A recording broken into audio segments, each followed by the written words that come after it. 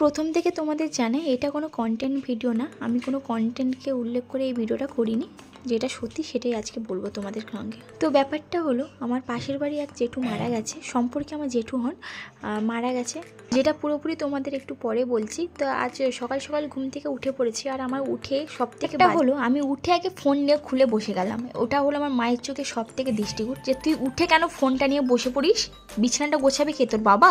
এটা আমার ডায়লগ মোটেও না, এটা আমার মায়ের কমন ডায়লগ, ঠিক আছে। তাই আমি তাড়াতাড়ি করে বিছানাটা আমি ঝেড়ে ভালো করে পরিষ্কার করে নিচ্ছি। আর জানো তো আমার বিছানা মশারি বালি সব কিছু পুরো নোংরা হয়ে গেছে। আর আমাদের এখানে নিয়ম আছে, কেউ মারা গেলে তেল হলুদ কোনো কিছু খাওয়া যাবে না 11 দিন না, বলে 7 দিন খেতে নেই। কারণ ওই রকম নিয়ম ধরতে গেলে 7 দিন, কারণ যেই দিন মারা যায় সেই দিন আমাদের চিড়ে দই খেয়ে থাকতে হয়, আর তার পরের দিন 53 হয়, সেই দিন আমরা তেল হলুদ খেতে পারবো। আর তারপর থেকে যে টানা 7 দিন আমরা কিছুই খেতে পারবো না। 8 দিনের মাথায় আমরা নখ চুল দেবো, মানে 8 দিন না, ওটাকে 9 দিন 10 দিন হয়ে যায় ওটা আর কি, কারণ এখানে 2 দিন ওখানে 7 দিন হলে 10 দিন হয়ে গেল। তো 10 দিনে আমরা নখ চুল দেবো, নখ চুল দিয়ে তারপরে আমরা তেল হলুদ খাবো ওই দিন। আর যেদিন সাধ্য শান্তি হবে, মানে নখ চুল দেওয়ার পরের দিন যে সাধ্য শান্তি হবে, সেদিন আমরা মাছ ভাত খাবো। হ্যাঁ, এই মাঝখানে কিন্তু গায়ে তেল আর সাবান এগুলো কিন্তু ইউজ করা যাবে না। আর দেখো তরকারির অবস্থা দেখো। আর আমি না এই কদিন ভিডিও একেবারে কন্টিনিউ করতে পারিনি, কারণ আমার মনে হয়নি এইসব খাবারগুলো দেখানো যাবে বলে।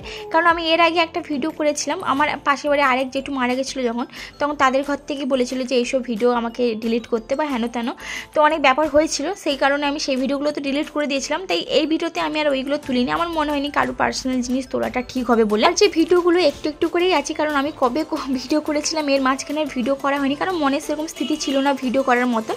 দেন এই যে ভিডিওটা তোমরা এখন দেখছো, এটা হলো সেই দিনে যেদিন আমি নখ চুল দিয়েছি। এই যে আজকে আমরা নখ চুল দিয়েছি, মানে আমি নখ চুল দিয়েছি, লোলো তো নখ চুল দেবে না, কারণ লোলো আমাদের বাড়ির মেয়ে না। কি বৃষ্টি হচ্ছে, প্রচন্ড বৃষ্টি হচ্ছে। আর ওই যে বললাম কেউ মারা গেলে কিন্তু আমরা গায়ে সাবান তেল মাখতে পারবো না, আর কোনো জামা কাপড়ও ধুতে পারবো না সাবান দিয়ে। তাই মা কদিন আমরা যে ব্যবহার করেছি জিনিসপত্রগুলো, সেগুলো টোটালি আমাদের কাচাকুচি করতে হবে আজকের দিনে, মানে যেদিন নখ চুল দেওয়া হয় সেই দিনই কিন্তু কাচাকুচি হবে। তো যেইগুলো আমরা ইউজ করেছি, মানে রাব ইউজ যেগুলো করেছি, জামা কাপড় বিছানা চাদর সব কিছু কিন্তু ধুয়ে পরিষ্কার করে এরকম রোদে দিতে হবে। কিন্তু বৃষ্টি হচ্ছে বলে সব বাড়িতে বাবা একটা দড়ি টাঙিয়ে ওখানে আমরা রোদে দিয়েছি, মানে শুকাতে দিয়েছি। জানো তো এর মধ্যে গণেশ পুজোও ছিল, আর যেহেতু পাশের বাড়ির জেঠুটা মারা গেছে বলে আমি কিন্তু পুজো দেখতেও বেরাইনি, কারণ আমার অবস্থাও ঠিকঠাক ছিল না, মাথায় শ্যাম্পু নেইনি, সাবান দিইনি, সে কেমন খুব একটা নোংরা নোংরা লাগছিলো। বা একটা বাইরে বেরাবো, মেলায় বেরাবো, এরকম যদি অবস্থায় বেরোয় লোক কি না কি ভাবে বলো। তা আজকে নখ চুল দিয়ে একটু বেরিয়েছিলাম বাজারে, কারণ আমার জিনিসপত্র কিছু শেষ হয়ে গেছিলো, ওইগুলো কেনার জন্য। কানু ভাইয়ের পুজো তো দেখতে পাইনি, কিন্তু আজকে কানু ভাইয়ের ভাসান আছে, যেটা আমাদের গ্রামের কিছু ছেলেরা মিলে করেছে, মানে ছেলেরা বলতে গেলে দাদারা ভাইরা সবাই মিলে গণেশ পুজো করে। আর আজকে তার বিসর্জন আছে, ওটা দেখে আমি খুব আনন্দ। মানে আজকে আমাদের যেমন কি বললাম নখ চুল দেওয়া হয়েছে, মানে আজকে আমরা তেল হলুদ খাবো, যাদের ঘরে মারা গেছে তাদের ঘরেই আমরা আজকে খাবো। তো আমি নাচছি এই কারণ ওই যে ব্যঞ্জো ট্যাঞ্জো করেছে দেখে খুব আনন্দ লাগছে, তাই একটু নাচছি। আর যেহেতু আমার বাড়িটা পুরো রাস্তার পাশে, তাই আমাদের কোনো অসুবিধা হয় না, ঘর থেকে বেরালেই পুরো দেখতে পাবো। এই যে পাশে দেখতে পাচ্ছ প্যান্ডেল হয়েছে, ওটা ওনাদের ঘরেই প্যান্ডেল হয়েছে যাদের ঘরে মারা গেছেন। তো যাই হোক, এই যে দেখতে পাচ্ছ লাইট টাইট নিয়ে কত সুন্দর একটা প্রদর্শনী নিয়ে ঠাকুর ভাসানো হবে। আর এখানে আমাদের রাস্তাটা এতটাই ছোট না, যখনই কোনো বক্স টক্স নিয়ে যায় একটু প্রবলেমে পড়ে যায়, কারণ এই কারেন্টের তার বা রাস্তার গায়ে লেগে যাবে এরকম একটা ব্যাপার হয়, তাই এরকম খুব সাবধানে নিয়ে যেতে হয় এই দিক দিয়ে। এটা ছিল ক্লাব স্টুডেন্টের কিন্তু গণেশ পুজো, তোমরা দেখতে পাচ্ছ এই ক্লাবটা কিন্তু আমাদের গ্রামেরই। আর এই গ্রামে প্রত্যেক বছর কিন্তু সরস্বতী পুজো হয়, গৌরাঙ্গ পুজো হয়, যেটা তোমাদের সঙ্গে প্রত্যেক বছরই শেয়ার করি।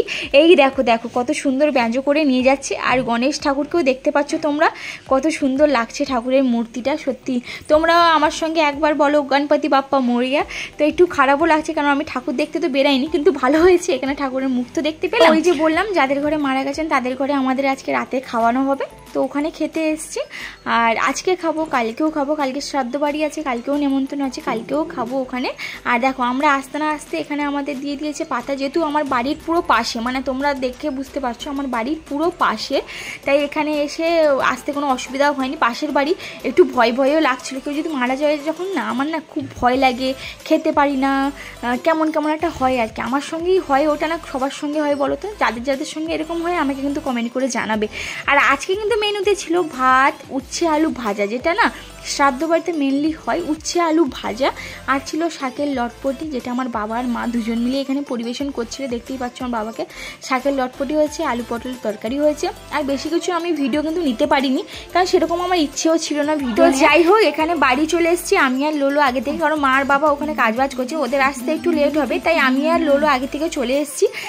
এসে এখানে একটু শুয়ে দুজন গল্প করছি। তো লোলো ওখান থেকে আমাকে ভয় দেখাচ্ছে, মাসি তোমার কি ভয় লাগছে? আমি বলছি কিসের ভয় লাগবে না, তোমার গলা টিপে দিবে, এটা করে দিবে, ওটা করে দিবে, মানে ও একটু ঢং এরকম করে আমার সঙ্গে বেসিক্যালি।